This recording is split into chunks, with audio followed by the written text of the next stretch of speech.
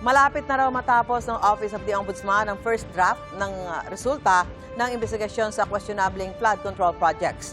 Ay kay Ombudsman Jesus Crispin Remulla, para yan sa reklamong conspiracy to commit plunder laban sa ilang mambabatas, kasama sa mga iniimbestigahan ng small committee kung saan umano ginawa ang insertions at pagbabago sa 2025 budget.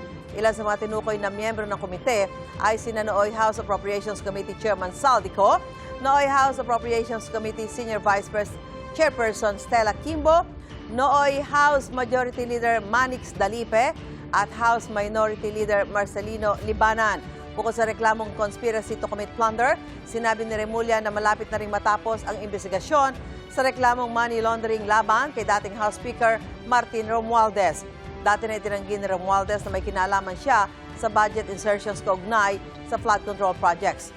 Sinusubukan pang kunin ang pahayag ng iba pang mababatas na iniimbestigahan ng Ombudsman.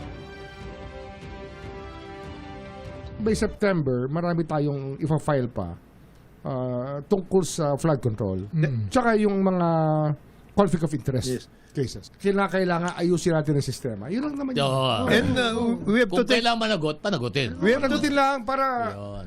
wag nang tularan sa kailangan.